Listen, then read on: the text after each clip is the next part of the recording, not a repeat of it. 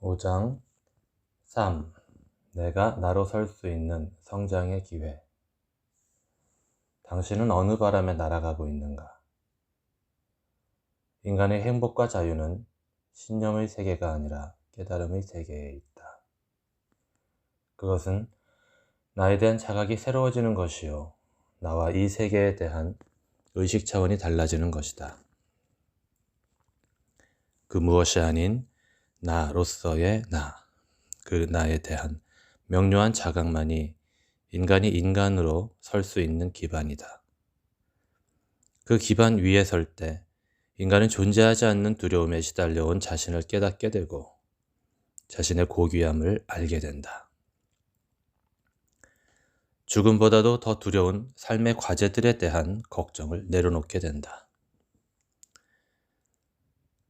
우리는 이 지구에서 사는 동안 자신의 존재와 삶의 집을 짓는 데 있어 어떤 지혜를 가져야 하는가? 지혜로운 사람은 반석 위에 집을 짓고 어리석은 사람은 모래 위에 집을 짓는다는 비유가 있다. 모래 위에 세워진 집은 큰 바람이 불고 홍수가 나면 무너지고 말 것이다. 데카그람의 관점에서 본다면 모래란 두려움이요, 반석은 믿음이라고 해도 좋다.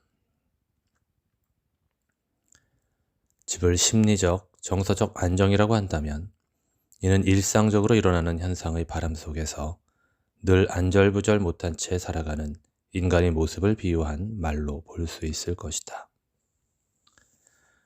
모래 위에 집을 짓는 자는 사소한 것들에 목숨 걸고 하지 말아야 할 일과 안 해도 될 일에 시간과 정력을 쏟아붓는 사람이다. 그러나 바위 위에 집을 짓는 자는 자신이 꼭 해야 할 일과 하고 싶은 일에 자신의 정열을 투자한다. 대부분의 사람들은 안 해도 될 일을 하느라 엄청난 에너지를 낭비한다. 정작 자신이 해야 할 일과 하고 싶은 일은 도전조차 못 해보고 삶이 마감되는 것이다. 바위는 삶의 어떤 공격에도 흔들리거나 무너지지 않는 부동심의 상태를 의미한다. 바위 위에 집을 지은 사람들은 인간관계, 일, 소유물, 미래에 대하여 지나치게 염려하거나 걱정하지 않는다. 그들은 순간순간 나타났다 사라지는 생각과 느낌에다 자신을 동일시하지 않는다. 그들은 관찰할 수 있는 근원의 나를 자각하고 불멸의 가치 위에 자기 존재의 집을 세웠다. 바로 이것이다. 이러한 자각만이 이 세상에서 나를 바로 세울 수 있는 첩경이다. 인간은 기계와 같다. 어떤 버튼을 누르냐에 따라 희노애락이 춤을 춘다. 자칫 실수로 분노의 버튼을 잘못 눌렀다가 다시는 서로 못 보는 사람이 되는 경우도 많지 않은가? 모래 위에 집을 지은 사람은 언제 어떻게 변할지 모르는 변화무쌍한 사람이다. 그들은 거짓 나를 자신으로 여기고 그 두려움을 믿고 있기 때문에 인간과 만물을 사랑할 수 있는 가슴이 열리는 변화가 일어나지 않는다. 두려움으로 세상을 대처해 가는 사람들에게서는 사랑의 에너지가 나올 수 없다. 그들은 영악할 수는 있으나 지혜로워질 수 없고 신경질적 공격성을 나타내기 때문에 삶의 조화가 일어나지 않는다. 바람이란 길 가다가 걸려 넘어진 돌부리일 수도 있고 누군가가 전해주는 기분 나쁜 소식일 수도 있다. 불교에서는 인간이 8가지 바람에 날린다고 말한다. 어둠과 이름, 숭배와 조롱, 칭찬과 비난, 고통과 기쁨이다. 바람의 정체를 알지 못하면 우리는 바람을 나로 하는 동일시에 정신 착란에 빠져 그 바람과 함께 날아가 버린다. 누군가의 칭찬에 우쭐거리는 순간 칭찬의 바람에 날아가 버리는 것이다. 우리가 얼마나 우습게 바람에 날리는 인생을 살아가고 있는가를 통찰해주는 이야기가 있다. 옛날 어떤 젊은 수행자가 자신이 깨달음을 얻었다고 생각했다. 그래서 천리밖에 살고 있는 스승에게 이젠 자신이 8가지 바람에 흔들리지 않는 사람이 되었다는 내용의 시를 지어 보냈다. 그의 스승은 그 시를 읽고 나서 똥꼬 똥꼬 라고 적어서 돌려보냈다. 청년은 그 답장을 읽으면 읽을수록 화가 치밀어 올랐다. 마침내 그는 스승을 찾아가 큰 소리로 따졌다. 무엇 때문에 이런 답장을 쓰신 겁니까? 제 시를 읽어보면 이제 제가 8가지 바람에 흔들리지 않는다는 것을 아실 수 있지 않습니까? 자넨 더 이상 8가지 바람에 흔들리지 않는다고 말했지만 똥꼬라는 글자가 자네를 이 먼 곳까지 날려보내지 않았는가? 데카그램에서 두려움의 주제를 지극히 중요하게 다루는 것은 자신의 그 어떤 것들을 증명하려고 애쓰는 삶의 패턴을 마감짓게 하려고 하기 때문이다. 자신이 그 무망한 노력으로 인하여 화내고 구걸하고 상처받고 있음을 스스로 깨닫게 하려는 시도이기 때문이다. 데카그램 도형의 삼각형은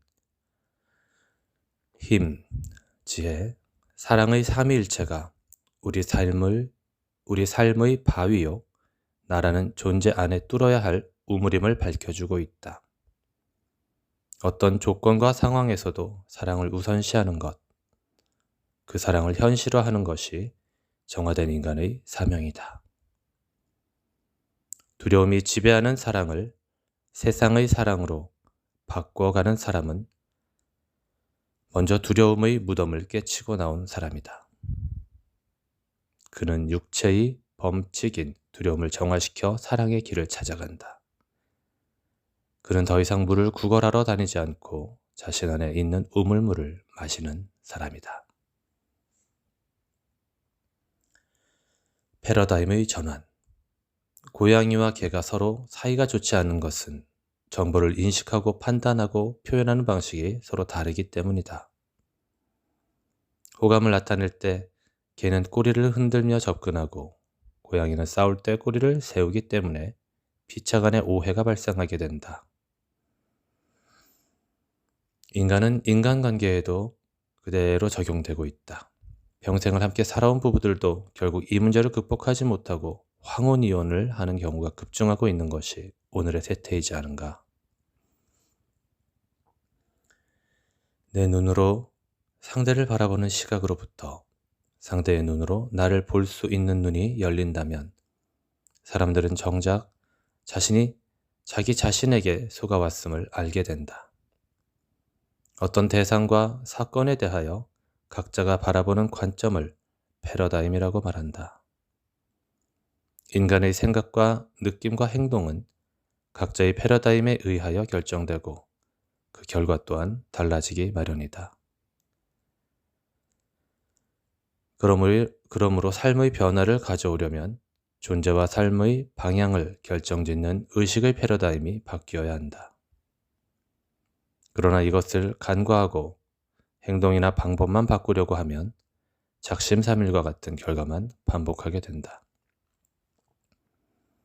예수의 거듭남이나 붓다의 해탈에 대한 가르침은 결국 인간의 문제는 무작정 해결하려고 힘쓰는데 답이 있는 것이 아니라 그것을 문제 삼고 있는 자기 자신의 사고방식을 다스릴 때라야 해결된다는 지혜를 전하고 있다. 즉, 육적인 패러다임에서 영적 패러다임으로 존재의 차원 변화가 일어나야만 한다는 뜻이다. 이 변화 없이는 인간 세계의 평화가 이루어질 수 없다. 의식혁명을 쓴 데이비드 호킨스는 이렇게 말하고 있다. 오늘날 인류 전체의 평균 의식 수준은 204룩스, 가로 열고 에너지장의 측정치, 가로 닫고 정도이며 무려 85%의 사람들은 200룩스 이하의 의식 수준을 갖고 있다. 오로지 0.4%의 사람들만이 500룩스 이상으로 측정되며 600룩스 이상의 수준에 도달하는 것은 겨우 1000만 명 중 1명꼴이다. 이처럼 한 개인이 일생 동안 한 수준에서 다른 수준으로 도약하는 것은 좀처럼 보기 드문 현상이다. 기껏해야 겨우 5, 6수 정도의 증가를 보일 뿐이다. 높은 경지에 오르려면 일생에 걸친 내면의 수행이 필수적이다. 다만 인위적인 방법에 의해서도 일시적으로는 이런 경지를 맛볼 수 있다. 포도가 포도주가 되려면 항아리 안에서 밀봉의 과정을 거쳐야만 한다. 물이 포도주로 변하는 것은 같은 차원 속의 변화가 아니라 전혀 다른 차원 속에서 일어나는 것이다. 화학적 원소 기호만 보더라도 물과 포도주는 전혀 다른 물질이다. 물은 썩지만 포도주는 썩지 않는다. 그러나 아무리 좋은 포도도 저 혼자 포도주가 될 수는 없다. 인간이 자신의 영적 향상을 위하여 수행하고자 할 때 혼자서는 그 뜻을 이룰 수 없다. 더욱이 잠자고 있는 인간에게는 영적인 성숙을 기대조차 하기 어렵다. 자기 각성을 통한 영적 성숙의 길을 갈 때는 일정한 수의 사람들이 함께 해야 한다. 이 점에 대해 그루즈예프는 한 사람은 아무것도 할 수 없다고 강조했다. 현대사회의 구조는 인간에게 너무나 큰 긴장을 준다. 자연적인 생명력이 약화되다 보니 인간은 온갖 스트레스성 질환에 시달리면서 살아가고 있다. 필자가 아프리카를 여행하면서 발견한 것은 그들이 가난하기는 하지만 자연스럽고 솔직하며 긴장에 시달리지 않는다는 점이었다. 흑인 농부들은 길가에 앉아서 쉬고 있는 나에게 스스럼 없이 인사하고 악수의 손을 내밀고는 떠나갔다. 또 어느 날은 맹수들이 출몰하는 광야에서 자동차가 고장났는데 어디에선가 소리 없이 사람들이 나타나서는 원으로 둘러서서 장시간 동안 나를 지켜주고 말없이 사라졌다. 나는 그런 경험을 해본 적이 없었다. 낯선 이방인을 아무 말 없이 지켜주던 그 날의 밤의 사람들을 생각하면 지금도 내 눈시울은 뜨거워진다. 나는 인간에게 있어 삶의 질이란 무엇인가를 다시 생각하지 않을 수 없었다. 더 쟁취하기 위해서 필요 이상의 공격과 방어로 자신을 무장한 채 살아가는 것은 두려움의 에너지에 지배당하는 삶에 지나지 않음을 절실하게 느낄 수 있었다. 미래에 대한 걱정과 과거에 대한 회한 속에서 우왕좌왕하는 문명세계 사람들의 삶이 과연 정말로 문명적인 것인가를 다시 생각하게 되었다. 인간의 원초적인 두려움과 긴장은 성격의 뿌리와 같다. 그 내적 불일치는 인간 존재의 균형과 조화로움을 깨뜨리고 깊은 인간관계를 방해한다. 사람들은 거절당할까봐 두려워 먼저 손을 내밀지 못하고 상대의 눈치를 본다. 왜 그럴까? 그것은 자신의 가슴 속에 들어가는 것을 스스로 두려워하고 있다는 증거이다.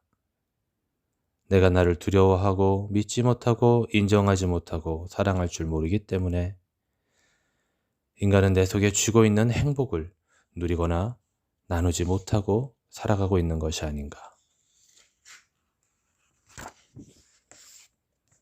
삶이란 내가 나로서 바로 설 수 있는 성장의 기회이다. 내가 나로부터 자유로운 존재가 되어가는 여정이다. 그것을 자아 실현이라고 말한다.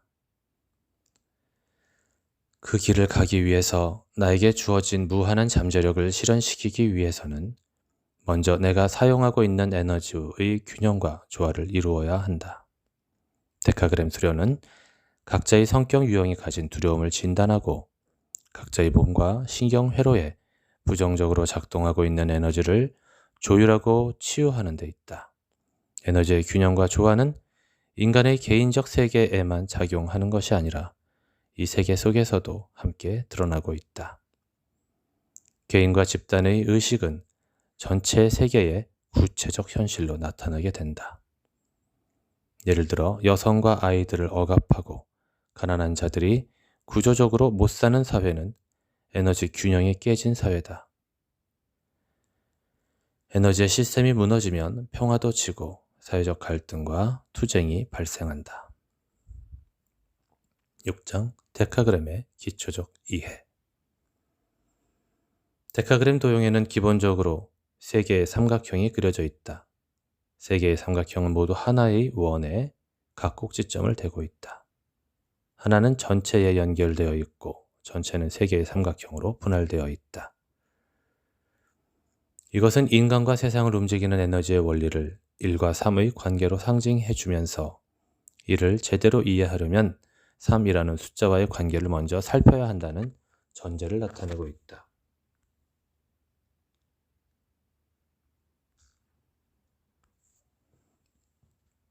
이진법과 삼진법.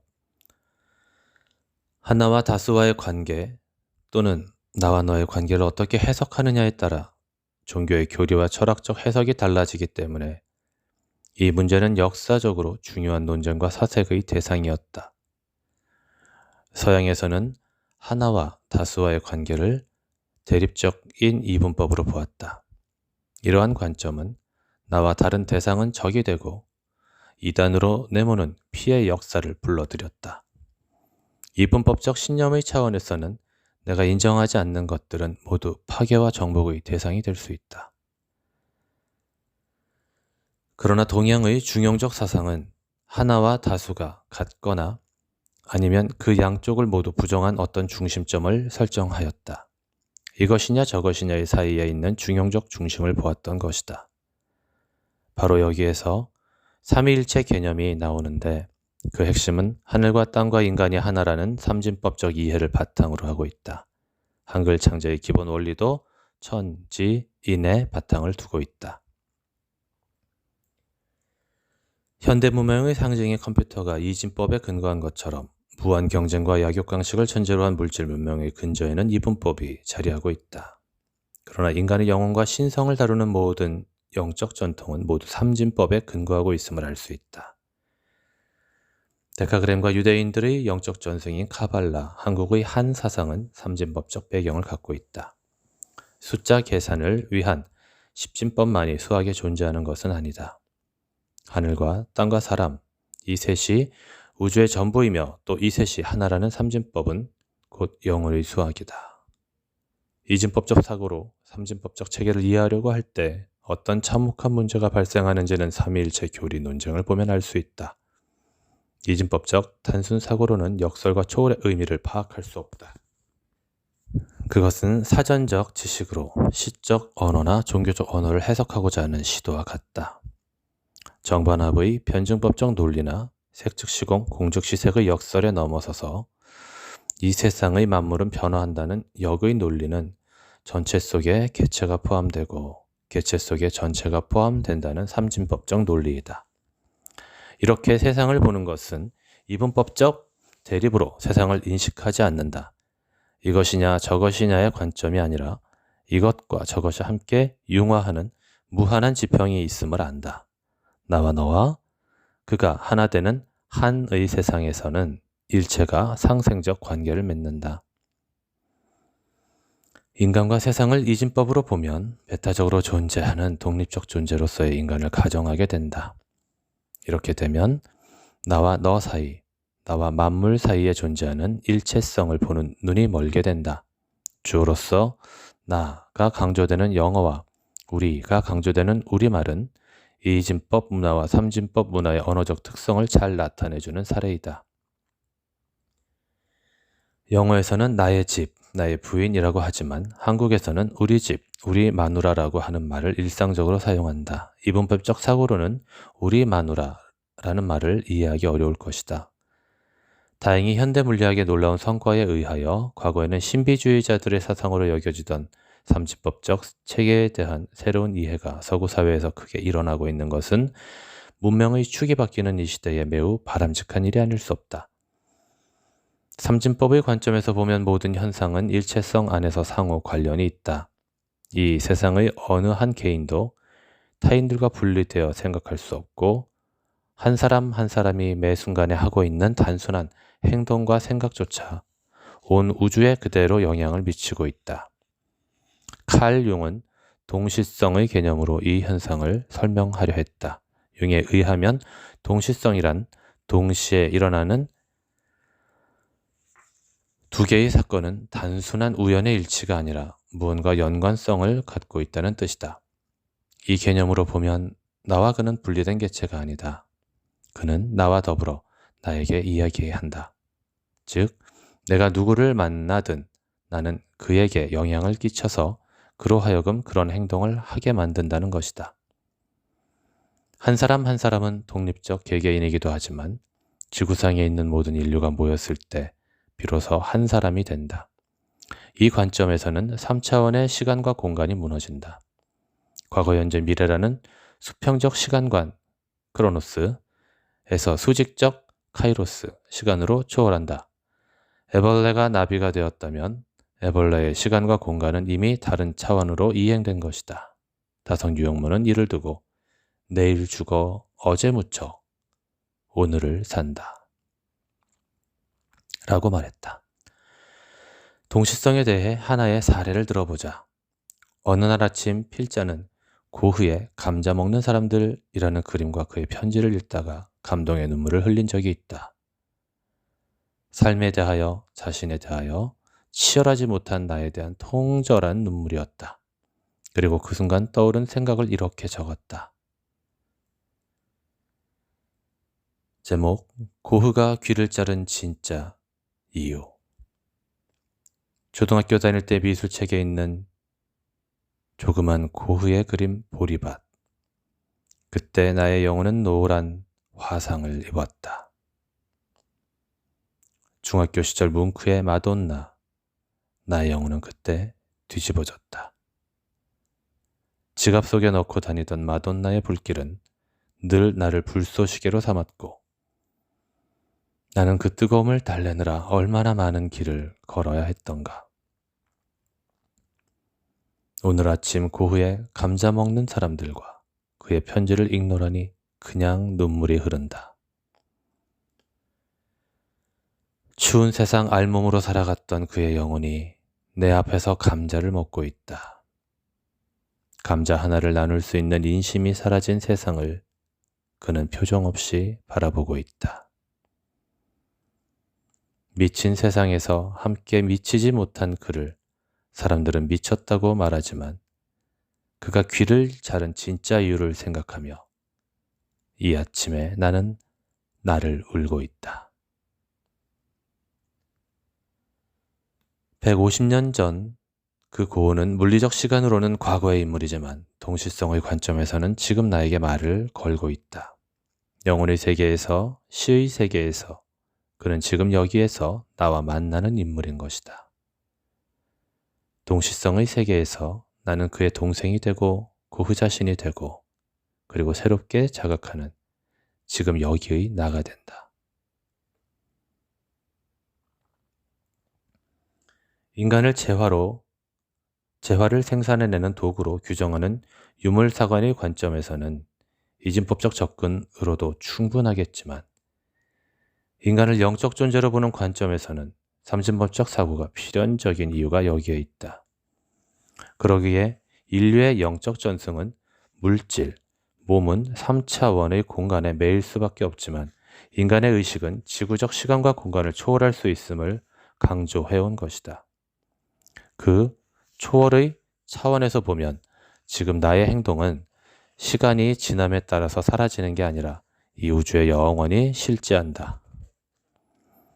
날아다니는 파리가 실제가 아니라 그 파리가 그려낸 궤적이 실제임을 포물선의 공식을 통하여 통찰한 데카르트처럼 모든 게 나타났다가 사라지지만 실제로 사라지는 것은 아무것도 없다.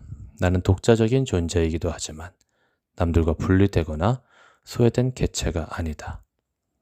이 세상 모든 사람이 바로 나이며 나는 그들과 끊임없이 상호작용을 하고 있다. 우리는 이것이 바로 지구에 다녀간 성인들의 핵심 사상임을 이해할 필요가 있다.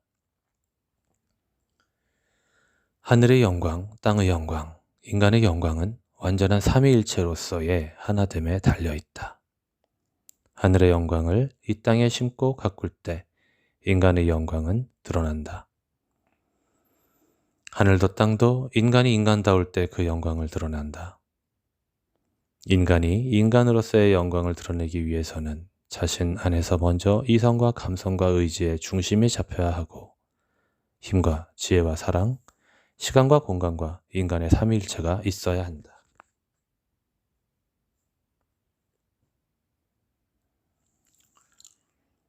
하나의 하늘 아래서 나와 내가 하나의 숨을 쉬고 있다. 나의 숨을 나무들이 받아 쉬고 나무들의 숨을 내가 쉬고 있는 것이다. 하나의 눈을 뜰 때 인간은 한 송이 들꽃을 통해서 만물의 이치를 깨달을 수 있고 달팽이가 지나간 자국을 통해서 감동과 자각의 동기를 부여받을 수 있다. 누군가의 사소한 말과 행동을 통해서 어떤 이의 운명이 바뀌는 일은 너무나도 많지 않은가?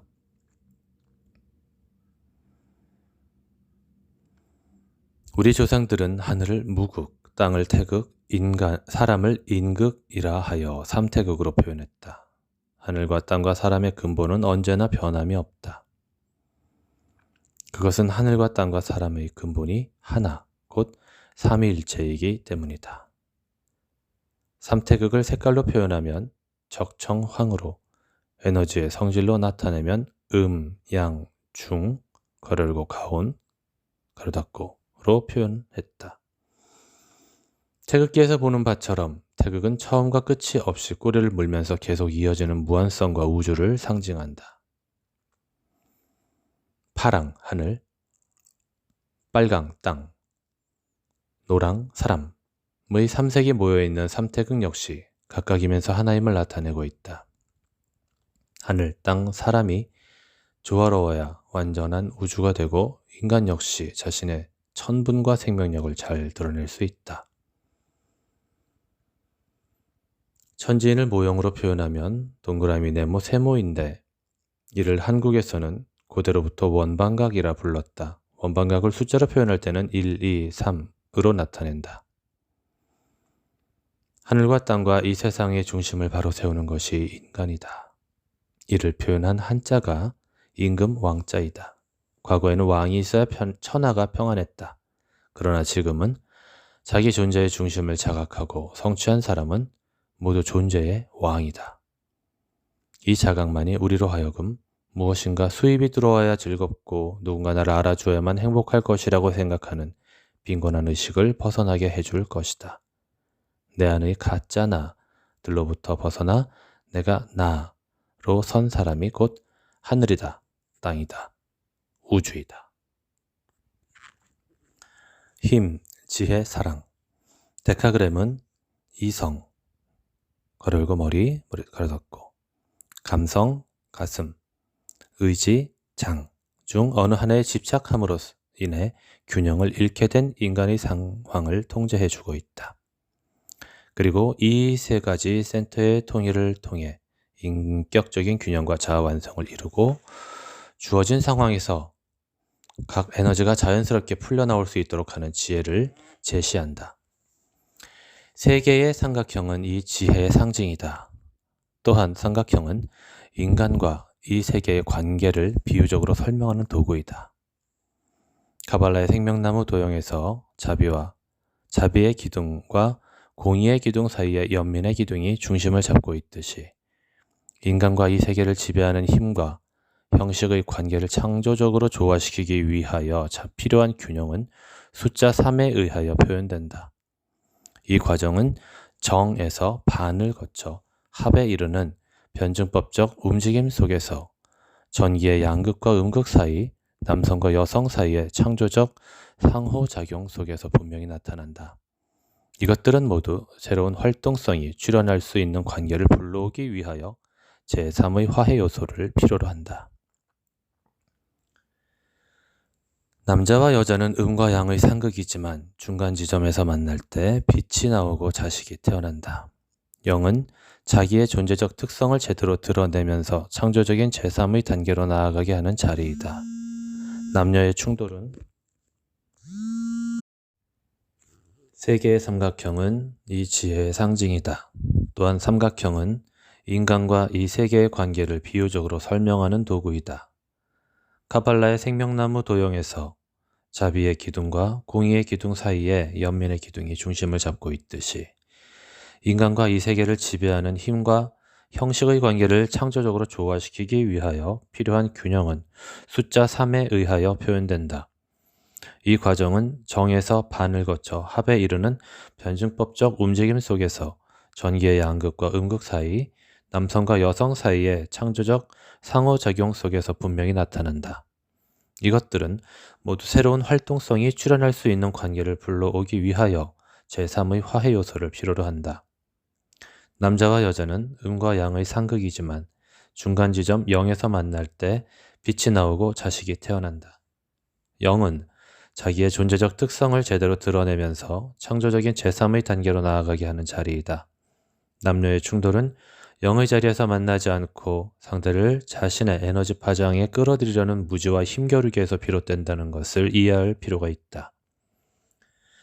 숫자적 상징으로 보면 우리는 9, 가로 열고 보이지 않는 세계 가로 닫고에서 나오고 3의 법칙에 다스리는 세상을 6, 가로 열고 물질 차원 가로 닫고로 살다가 다시 9로 돌아간다.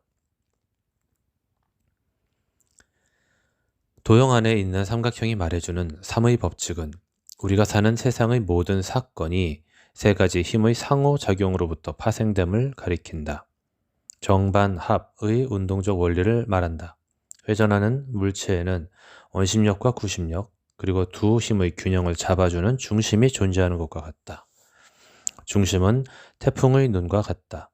애니어그램에서 다루는 머리형, 가슴형, 장형이라는 세 가지 분류 역시 영혼의 세 가지 경향성과 통합성을 상징하고 있다.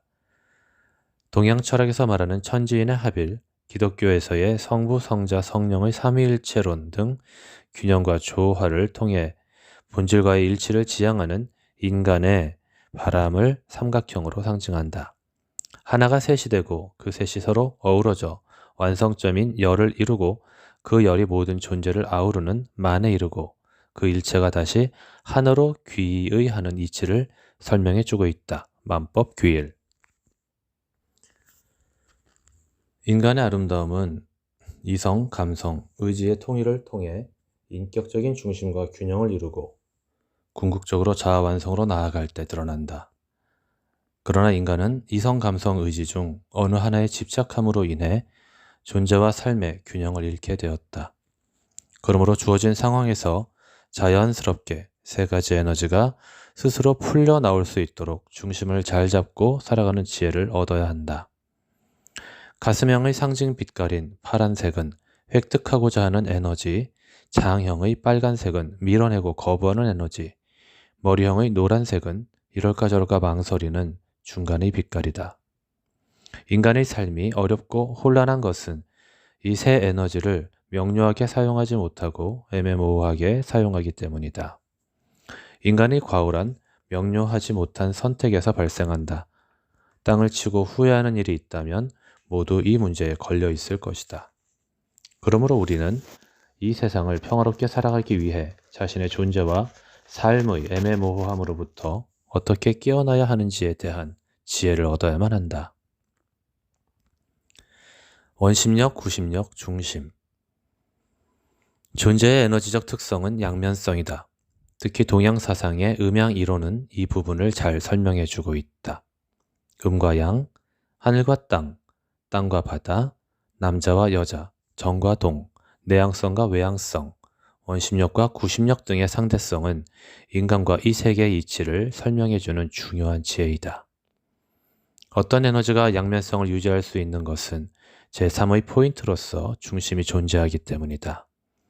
이 세계를 움직이는 에너지의 원리를 제3의 화해 요소로 파악하는 관점은 인간의 성격을 분류하고 이해하는 데 있어서도 중요하게 다뤄지고 있다. 예를 들어 데카그램 도형의 중심 삼각형을 이루는 3, 6, 9번이 태풍의 눈이라면 2, 7, 8번은 밖으로 나가는 원심력이고 4, 5, 1번은 내면으로 향하는 구심력의 에너지를 보여주는 것과 같다. 데카그램 도형은 각 힘의 중심인 3, 6, 9번의 좌우에는 원심력으로서의 에너지와 구심력으로서의 에너지가 상대적으로 작용하고 있다는 것을 보여주고 있다. 회전하는 에너지의 중심에는 원심력과 구심력이 작용한다. 가슴형에는 중심인 3번 유형과 밖으로 나가는 에너지인 2번 유형, 내면으로 들어가는 4번 유형이 있다. 머리형에는 중심인 6번 유형과 원심력인 7번 유형, 구심력인 5번 유형이 있다. 장형에는 중심인 9번 유형과 원심력인 8번 유형, 구심력인 1번 유형이 있다. 구심력의 에너지를 사용하는 유형 1, 4, 5는 자신의 존재와 내면으로 시선이 쏠리는 사람이고, 원심력의 에너지를 사용하는 유형 2, 7, 8은 자신 밖의 상황과 일에 관심을 쏟는다. 중심 에너지를 사용하는 유형 3, 6, 9는 태풍의 눈처럼 힘의 중심으로서 오히려 각 에너지의 특성으로부터 가장 멀리 떠나 있는 사람이다. 예를 들어 3번 유형은 가슴형이지만 자신의 가슴으로부터 가장 멀리 있고, 6번 유형은 머리형이지만 머리형의 특성인 두려움이 얼굴 표정에서조차 드러나지 않는다. 9번 유형 역시 장형의 특성인 분노로부터 멀리 떨어져 있기 때문에 분노를 저장할 뿐 어지간해서 밖으로 표출하지 않는다. 데카그램 도형은 어떤 경우에도 각 번호의 좌우에 다른 삼각형의 에너지가 배치되는 이치를 담아내고 있다. 도형 안에는 3개의 삼각형이 그려져 있고 각 삼각형의 꼭지점에는 머리, 가슴, 배가 모두 연결되어 있다. 그것은 힘, 배와 지혜, 머리와 사랑, 가슴의 삼위일체가 내 안에서 이루어져야 한다는 상징이다. 나와 너와 그가 모두 하나인 세계이다. 촛대에 불이 붙으면 촛대가 녹으면서 타게 되고 열과 빛이 발생하게 된다. 그때 촛대와 불과 빛은 삼위일체이다. 인간 역시 몸, 나의 거룩한 의식의 불이 타올라서 사랑의 빛과 열을 내는 변환의 존재가 되어야 한다. 많은 사람들이 촛대의 몸짓만을 부풀리는 데 열중하고 그 일을 위해서 매달리고 있지만 지혜로운 자들은 에고의 촛대를 소멸시키는 거룩한 불에 자신을 맡길 것이다. 불은 하늘로 올라가는 본성이 있다. 김흥호는 이를 이렇게 표현했다. 위에 있는 이상세계를 달리 말하면 진선미성이다. 하늘에는 해와 달과 별이 있는데 태양은 말하자면 진이요, 달은 선이요, 별은 미요, 하늘 전체가 성이다. 이렇게 이상세계란 진, 선, 미, 성을 말하는 것인데 미를 찾아가는 것을 감성, 성을 찾아가는 것을 영성, 선을 찾아가는 것을 이성, 진을 찾아가는 것을 오성이라 한다. 동양에서는 이를 인의 예지라 한다. 도자기를 빚는 데 있어 기본은 흙과 불의 만남이다. 같은 흙도 800도의 불을 만나면 토기가 되고 1000도의 불을 만나면 도기가 되고 1200도의 불을 만나면 비로소 자기가 된다. 이것을 비유하자면 육체를 나로 아는 사람은 토기, 지성의 불을 만난 사람은 도기, 신성의 불을 제대로 만난 사람은 자기라고 볼 수 있을 것이다. 신성의 불을 제대로 만나지 못할 때 인간은 물질 육체를 나로 알게 되고 고정적이고 개인적인 세계 안에 갇히게 된다. 바로 이것이 인간의 감옥이다. 데카그램이 강조하고 또 강조하는 것은 감옥에 대한 연구가 아니라 그 감옥으로부터의 탈출이요 해방이다. 불은 중력을 거부한다. 불은 일체를 소멸시켜 본래의 에너지로 돌아가게 한다. 물이 불을 만나면 뜨거워지다가 증기가 된다. 형상의 소멸이다. 그러나 열을 잃어버리게 되면 물은 얼음이 된다. 이런 현상은 인간 사회 속에서도 발견할 수 있다. 이 시대는 물질의 풍요는 있지만 사랑의 가슴은 냉동 상태로 얼어있다. 인간의 두려움과 분노와 질투는 사랑의 불이 꺼질 때 나타나는 자연스러운 현상이다. 이에 대한 해답은 불이요 빛이다. 불을 밝히면 어둠은 간단하게 사라진다. 그에게 지혜의 빛이 있다면 왜 더듬거리고 문턱에 걸려 넘어지겠는가? 문이 보이는 자는 문으로 출입할 것이고 보이지 않는 자는 벽을 뚫고 다닐 것이다. 육적 본성의 3대 특성인 분노와 질투와 두려움은 빛이 없는 어둠 속에서 죽도록 헛고생을 하고 있는 인간의 현실을 반영하는 그림자와 같다. 지혜라고 하는 산의 정점은 사랑이다. 그곳에서는 내가 누구이고 무엇이며 어디에 소속되었는가에 대해서는 모두 잊어버리고 오직 우주적인 나가 있을 뿐이다. 그곳에는 어떤 아집도 강박적 행동도 없다. 독선과 자기 정당화와 교만이 불살라지고 흰 불꽃의 사랑만이 남아있다.